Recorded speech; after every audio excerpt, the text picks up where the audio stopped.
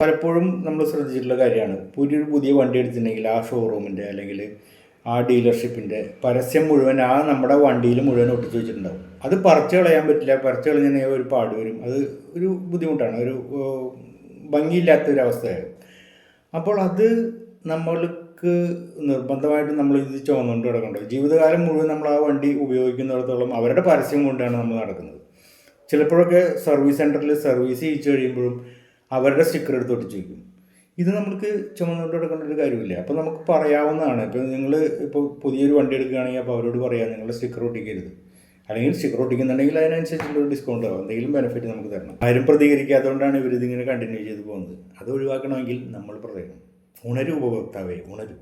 പിന്നെ ഒരു കാര്യം കൂടി പറയാണ്ട്, നിങ്ങൾ ഒരേ ഒരു വരുമാന മാർഗം മാത്രമുള്ള ഒരാളാണെങ്കിൽ എന്തെങ്കിലും കാരണവശാൽ നിങ്ങൾക്ക് ജീവിതത്തിൽ എന്തെങ്കിലും പ്രശ്നങ്ങൾ വന്നിട്ട് നിങ്ങൾക്ക് ജോലി ചെയ്യാൻ പറ്റാത്തൊരു സാഹചര്യം വന്നു കഴിഞ്ഞാൽ വരുമാനം നിന്നു പോകുന്നൊരവസ്ഥ ഉണ്ടാവും.